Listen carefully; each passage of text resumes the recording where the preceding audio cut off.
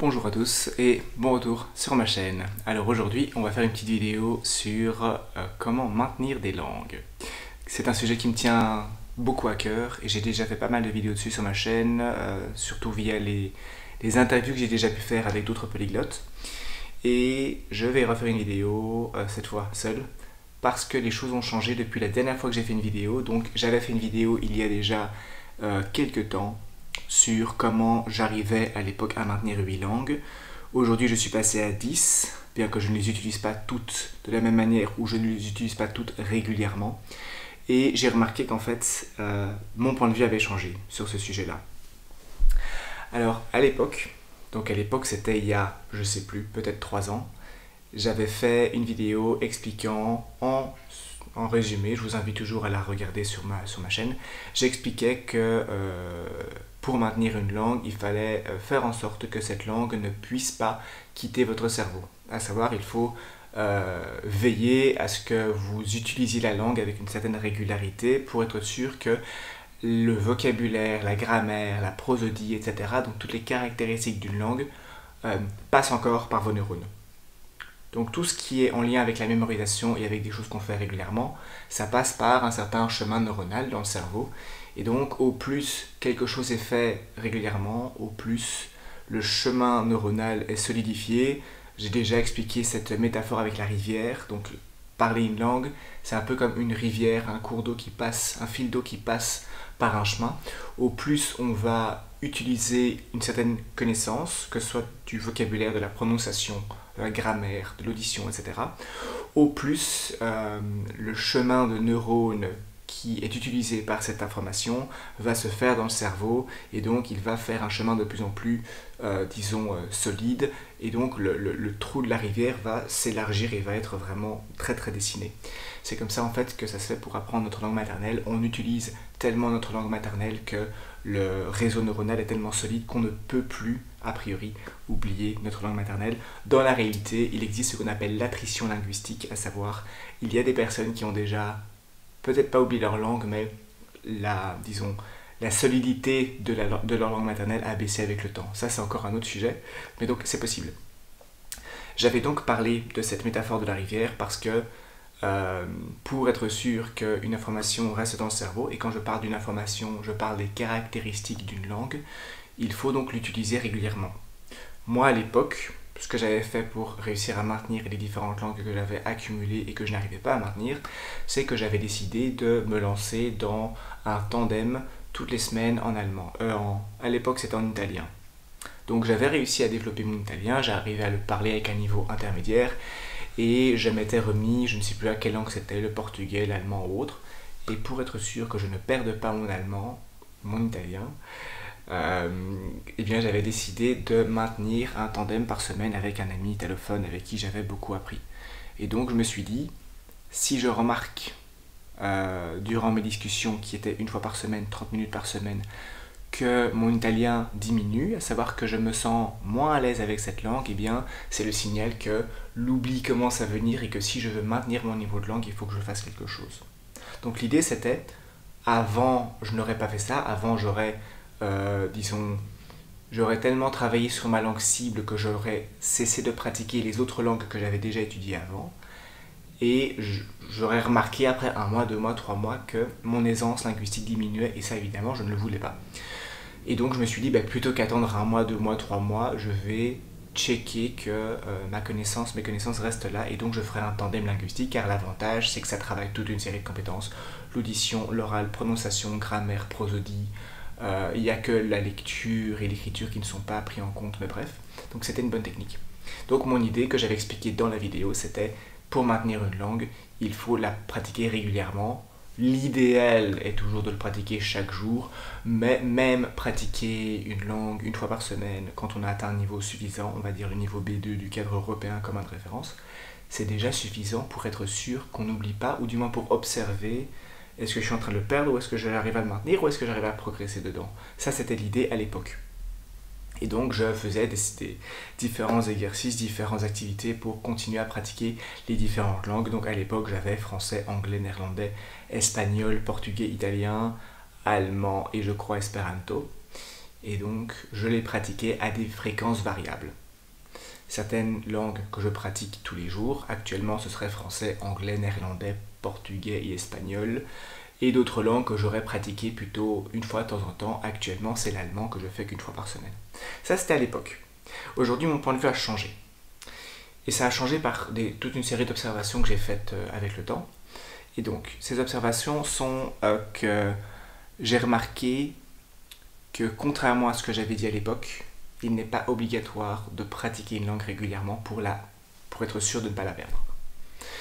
Par exemple, si toi tu parles, on va dire, le français comme langue maternelle et que tu arrêtes de le pratiquer pendant 6 mois parce que tu pars en Erasmus en Australie et que tu ne parles que anglais pendant 6 mois, est-ce que tu vas perdre ton français?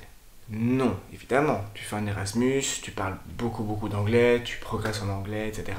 Tu reviens dans ton pays natal, tu sauras toujours parler français.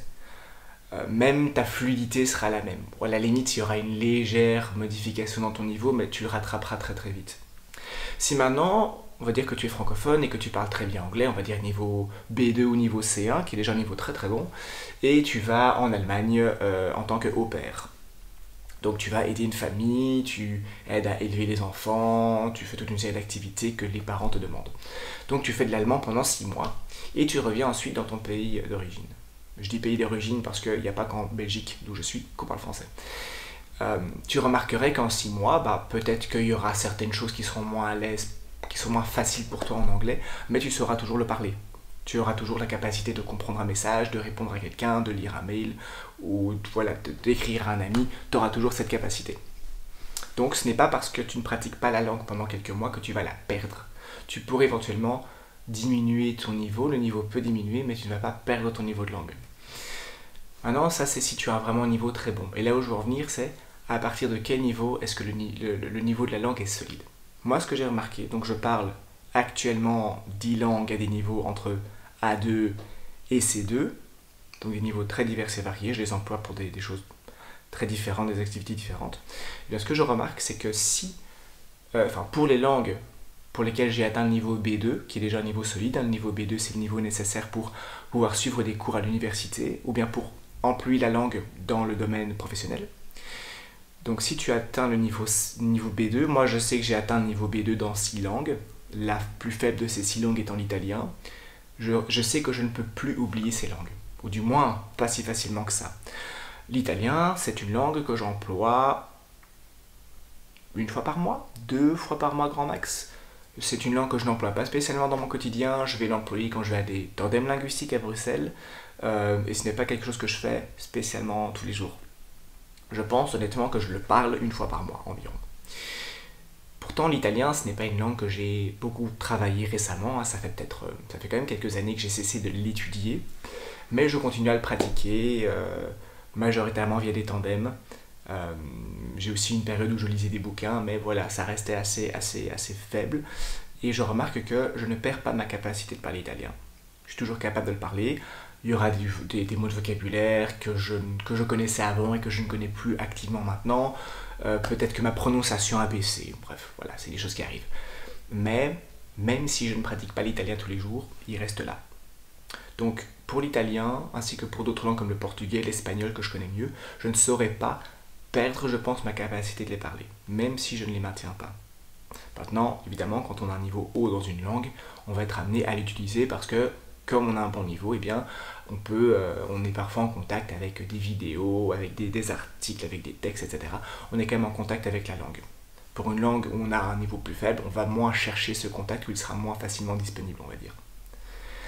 Autre exemple, le norvégien. Le norvégien est une langue que j'ai appris pendant 9 mois. Et au meilleur de mon niveau, j'avais le niveau B1, je pense. Le niveau B1, c'est le niveau intermédiaire où tu peux déjà t'exprimer assez bien avec un natif, mais il te manque beaucoup de vocabulaire et tu fais encore pas mal de fautes de grammaire. Mais tu te débrouilles déjà franchement correctement, tu sens déjà un peu la langue, tu as quand même des automatismes au niveau de grammaire. Le norvégien, ça fait déjà des mois, peut-être même 1 an, que je ne l'étudie plus et que je le pratique très peu. J'ai remarqué que mon niveau est passé, selon mon estimation personnelle, du B1 au A2. Donc il a dégraissé d'un niveau du cadre européen commun de référence. Pourtant, je suis toujours capable de le parler. Comment je le sais? Bien, je ne vais pas spécialement... Dans mes tandems, je croise quasiment jamais quelqu'un qui parle norvégien. Mais si je me fais des monologues en norvégien, eh bien, j'ai toujours des automatismes, j'ai toujours des conjugaisons que je connais, des vocabulaires que je connais, j'ai la prosodie, donc la musicalité de la langue, le rythme, tout ça je l'ai encore. Donc, les 9 mois que j'ai passé à étudier le norvégien, eh bien, j'ai travaillé de manière relativement, pas intense, mais on va dire que je l'ai... C'était quand même ma langue de focus, donc c'était quand même ma langue cible à l'époque. Et j'ai eu l'aide d'une amie qui était professeure de norvégien, mais pas native. J'ai fait quelques tandems en norvégien, donc j'ai quand même pu avoir de l'expérience. Et donc en 9 mois environ, j'ai atteint le niveau B1. Ce que j'ai remarqué, c'est que le fait de ne plus pratiquer cette langue, mon niveau a baissé, ce qui est inévitable. Mais il est resté à un niveau seuil. À savoir, il est resté à un niveau en dessous duquel il ne pourrait que difficilement aller. Parce que quand on a des automatismes dans une langue, parce qu'on l'a beaucoup pratiqué, eh bien, on peut perdre un peu du niveau, mais il y a quand même un niveau un certain niveau en dessous duquel on ne va pas vraiment réussir à retourner parce qu'on a quand même atteint une certaine solidité dans la langue. Donc je sais que maintenant, si je veux retourner au niveau B1 pour le norvégien, je vais devoir retravailler, mais je sais que j'aurai toujours une capacité de l'utiliser, même si c'est de manière limitée. Si je prends d'autres langues qui sont un peu entre ce norvégien et l'italien, donc des langues plutôt au niveau B1, B1+, il y aurait l'allemand, il y aurait l'espéranto, il y a le catalan, eh bien ce sont des langues que je sais toujours utiliser, qui sont parfois moins accessibles, comme par exemple mon allemand est beaucoup plus accessible que mon catalan, parce que l'allemand est une langue qui est proche du néerlandais que je parle très très bien, et c'est une langue que je pratique toutes les semaines. Chaque semaine, j'ai un tandem de 30 minutes en allemand avec une native. Et pendant ces 30 minutes, on discute de nos vies, de tout et de rien. Et donc, je continue à utiliser l'allemand régulièrement. Pour le catalan, c'est une langue que j'ai aussi étudiée de manière correcte, pas intensive, mais correcte, pendant quand même toute une série de mois. J'ai vécu à Valence, en Espagne, où j'ai appris le catalan. Et puis, je l'ai développé ensuite en rentrant chez moi. Eh bien, c'est une langue que je peux toujours parler, mais dont le niveau a un peu diminué parce que je ne l'ai plus utilisé de manière intense. Actuellement, mis à part 2 musiques sur ma playlist, je n'utilise plus le catalan. Mais je sais qu'il est toujours disponible et je peux toujours l'utiliser. Il faudra parfois un petit peu de temps pour le réactiver, à savoir pour, on va dire, resolidifier mon niveau, avoir de nouveau cette aisance dans la langue. Mais je sais que j'aurai toujours une base qui est acquise. Donc ce que j'ai remarqué, en fait en conclusion de toutes ces histoires, tout ça c'est illustratif, ce que j'ai remarqué, c'est que la capacité à maintenir une langue peut dépendre évidemment de si on l'utilise régulièrement, c'est certain, mais quand on a mis une langue de côté, la capacité à garder cette langue dépendra de le temps qu'on a passé à l'étudier. Si vous étudiez une langue pendant 2 mois, elle va partir aussi vite que vous l'aurez acquise, donc si vous arrêtez après 2 mois, vous allez tout perdre très vite. Si vous l'étudiez de manière régulière pendant 1 an, eh bien, avec le temps, le cerveau aura vraiment emmagasiné ses connaissances et elles seront solidement ancrées dans votre cerveau. Donc il y a l'aspect temps et il y a, je ne sais même plus quel était l'autre aspect que j'avais en tête, il y a l'aspect niveau qu'on avait atteint. J'ai parlé du niveau A2, B1, B2, etc. Si vous avez atteint le niveau B1, ce qui est mon cas en norvégien, j'ai passé 9 mois à l'étudier, j'ai atteint le niveau B1, j'ai toujours quelque chose qui me reste parce que le niveau B1 est quand même un niveau qui a demandé du travail et j'ai dû travailler dans cette langue pendant un certain temps. Un autre exemple qui est l'italien, j'ai passé des années à l'apprendre et j'ai atteint un niveau B2, eh bien le niveau seuil que j'ai, donc le niveau de maintien de cette langue est plus haut évidemment.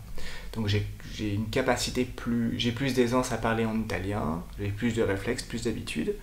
Je peux plus facilement traiter de l'information en italien, donc je peux plus facilement comprendre des messages que pour le norvégien, parce que j'ai passé plus de temps sur l'italien, j'ai quand même étudié cette langue pendant plusieurs années, et donc j'ai passé pas mal de mois sur plusieurs années à l'étudier. J'ai eu différents types de contacts avec cette langue, j'ai eu des tandems avec plusieurs personnes, j'ai lu des bouquins, etc. Et j'ai atteint un niveau plus haut. Donc le fait d'avoir atteint le B2, ça fait que je pourrais éventuellement descendre au B1, mais difficilement en dessous. Alors que le norvégien, eh bien, je pourrais redescendre au A2, et je suis redescendu au A2, je pense, mais je pense pas que je pourrais aller jusqu'au A1. Mon niveau de base, il est déjà acquis, quoi.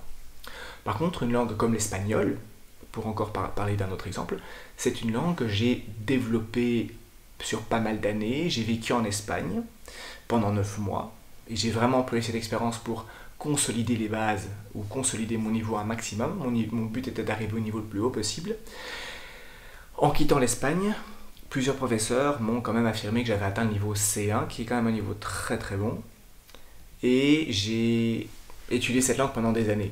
Et le fait d'avoir vécu en Espagne, bon, j'ai eu des tandems linguistiques, j'ai lu des bouquins, j'ai regardé des films, j'ai eu des contacts avec des locaux. J'ai quand même beaucoup pratiqué cette langue, j'ai eu beaucoup de contacts avec cette langue. Donc j'ai atteint un niveau très haut et j'ai passé beaucoup de temps à l'apprendre. Pendant ma première année d'espagnol, j'ai atteint un niveau B1, puis ensuite j'ai un peu arrêté, puis j'ai repris, je l'ai amélioré en Erasmus. Donc c'est quand même une langue qui est assez solidement ancrée dans mon cerveau. Et encore aujourd'hui, j'ai régulièrement des contacts avec l'espagnol. Je parle espagnol, pas tous les jours, mais on va dire que ce soit de manière écrite ou orale, je l'utilise environ tous les jours car j'ai plusieurs amis qui viennent de différents endroits d'Amérique latine ou d'Espagne, certains qui sont à Bruxelles, d'autres qui sont à l'étranger.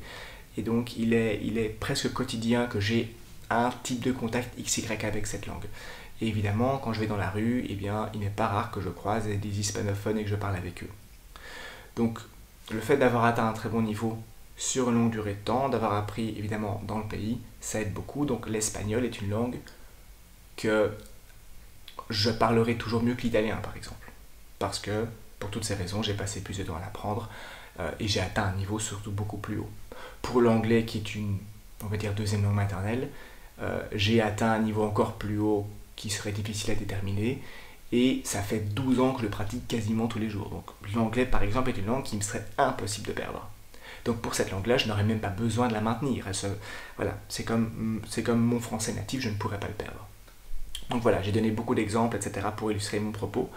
Donc à la fois on peut maintenir une langue en la pratiquant quotidiennement ou régulièrement, et ça c'est le meilleur. Ça c'est indéniablement le meilleur. Mais vous pouvez aussi maintenir une langue simplement en ayant atteint un niveau assez haut sur une longue période de temps afin que le cerveau puisse vraiment emmagasiner et solidifier les connaissances pour que la répétition permette aux connaissances de rester dans le cerveau et de ne plus partir. Donc voilà, c'est ça qui est super important dans les langues, c'est la répétition est le plus important. Il faut répéter les mêmes informations sur une longue durée de temps.